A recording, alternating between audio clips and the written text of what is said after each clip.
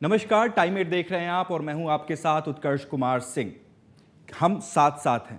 आज बिहार में विधानमंडल का मॉनसून सत्र शुरू हुआ और महागठबंधन की तरफ से कुछ यही मैसेज देने की कोशिश हुई। नीतीश कुमार, तेजस्वी यादव समेत महागठबंधन में शामिल सभी घटक दलों के नेता और विधायक सभी इस बैठक में शामिल हुए और इन तस्वीरों के जरिए ये संदेश देने की कोशिश हुई कि बीते दिनों से जो बिहार में राजनीतिक उठापटक मची हुई है उस बीच सब कुछ ठीक है। ये बैठक की कुछ तस्वीरें हैं जहां पर आरजेडी, जेडीयू समेत महागठबंधन के तमाम घटक दलों के जो विधायक थे वो शामिल हुए। मुख्यमंत्री नीतीश कुमार, तेजस्वी यादव, विजय चौधरी समेत तमाम बड़े नेताओं ने इस बैठक को संबोधित किया और ये मैसेज देने की कोशिश हुई कि उनके बीच सब कुछ ठीक है। हालांकि बैठक के अंदर की जो कुछ जानकारियां सूत्रों के हवाले से निकलकर सामने आ रही हैं उससे तो साफ है कि हम साथ साथ जरूर हैं, लेकिन इस साथ में कई सारे गांठ हैं। सबसे पहले ये तस्वीर देखिए जहां पर राबड़ी देवी के मुंह बोले भाई और RJD MLC Sunil Singh BJP के नेता अमित शाह के साथ नजर आ रहे हैं और इसी तस्वीर ने आज की बैठक में नीतीश कुमार को गुस्सा दिला दिया। नीतीश कुमार ने फेसबुक पर सुनील सिंह की तरफ से जारी किए गए इन तस्वीरों का हवाला देते हुए उन पर बीजेपी का साथ देने का आरोप लगाया। ये तस्वीरें खुद सुनील कुमार सिंह ने, जो कि आरजेडी के एमएलसी हैं, बिस्कोमान के चेयरमैन हैं, उन्होंने अपने फेसबुक पर शेयर की थी। इन तस्वीरों में आपको यहां पर सुनील सिंह नजर आ रहे हैं, साथ में प्रधानमंत्री मोदी और अमित शाह नजर आ रहे हैं।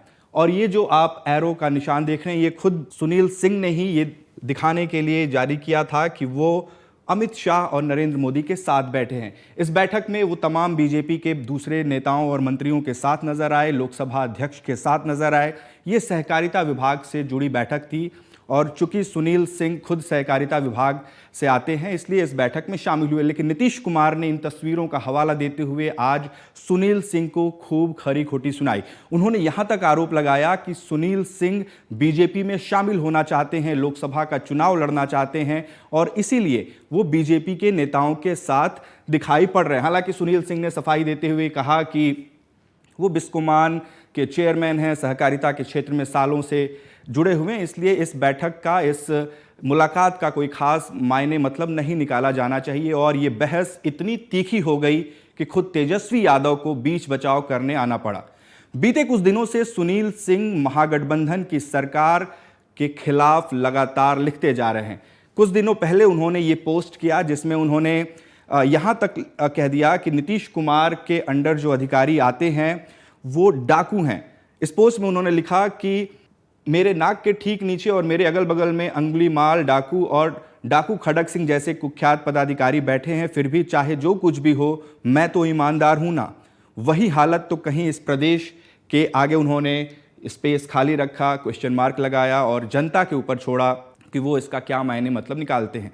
लेकिन राजनीतिक विश्लेषकों ने इसका मायने यही निकाला कि उन्होंने खुद अपनी ही सरकार और उसमें शामिल अधिकारियों पर सवालिया निशान खड़े किए और ये सवाल तब खड़े हुए जब शिक्षा मंत्री, जो कि आरजेडी कोटे से ही प्रोफेसर चंद्रशेखर हैं, उनके और शिक्षा विभाग के अपर मुख्य सचिव के पाठक के बीच लगातार बयानबाजियां हो रही थी। उस बीच सुनील सिंह ने ये फेसबुक पोस्ट किया जिस पर बवाल मचा, तो उन्होंने ये पोस्ट डिलीट कर दिया।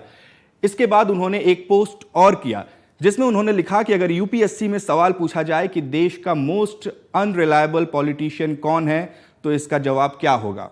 कुछ लोगों ने इसका मतलब नीतीश कुमार निकाला, कुछ लोगों ने इसका मतलब अशोक चौधरी निकाला, जिसको लेकर खुद सुनील सिंह ने कुछ दिनों पहले ही भरी प्रेस कॉन्फ्रेंस में उन्हें खरी खोटी सुनाई और यहां तक कह दिया कि उन्हें लालू यादव का एहसानमंद होना चाहिए, नहीं तो वो जेल में होते। दरअसल इस पूरे विवाद की शुरुआत अशोक चौधरी के उस बयान से हुई जिसमें उन्होंने ये कहा कि वो सुनील सिंह के बयानों को तवज्जो नहीं देते, जिसको लेकर सुनील सिंह भड़क गए और उन्होंने अशोक चौधरी के खिलाफ एक प्रेस कॉन्फ्रेंस की और लगातार फेसबुक पोस्ट के जरिए वो अपनी ही सरकार के अधिकारियों और नेताओं पर सवाल खड़े करते रहे। और आज महागठबंधन की बैठक में नीतीश कुमार ने सुनील सिंह पर क्या कुछ कहा, खुद सुनील सिंह से सुनिए। मेरे इंटीग्रिटी पर इस देश का कोई भी व्यक्ति शंका नहीं कर सकता है। 27 साल से मैंने कितने झंझावात देखा, कितने तूफान देखा और चट्टान की तरह लालू जी के साथ हैं। कल भी थे, आज भी हैं और जब तक जिंदा हैं तब तक है। लेकिन नीतीश जी ने कहा कि 20 बार आपको संपर्क किया गया,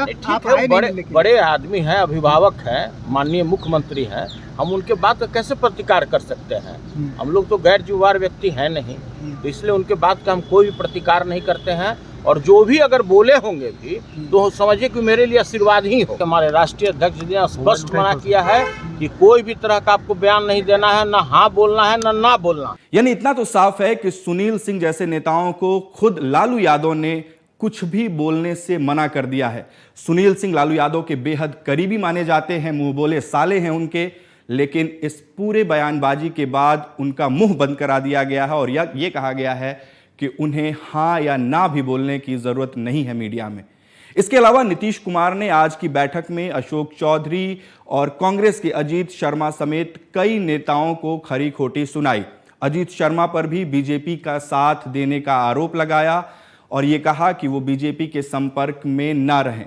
बयानबाजियों का दौर जारी है। अजीत शर्मा ने इस बैठक से निकलकर क्या कहा वो भी सुन लीजिए। नहीं, मेरे बारे में कोई नहीं, ऐसा कोई बाइट नहीं है कि हमारे बारे में बोला गया है, लेकिन हम सुन रहे हैं कि बीजेपी में जाने की बात हो रही है। ये कैसे सुनते हैं आप लोग, ये आप लोग बेहतर बता सकते हैं। बोला ये बयानबाजी नहीं करना चाहिए। उसी पर हुआ ना कि सदन में भी एकजुट रहिए, सारे महागठबंधन के लोग, बाहर भी रहिए, मीडिया के पास भी रहिए, ताकि ये संदेश जाना चाहिए हम लोग एकजुट हैं। बिहार में लगातार बयानबाजियों का दौर जारी है।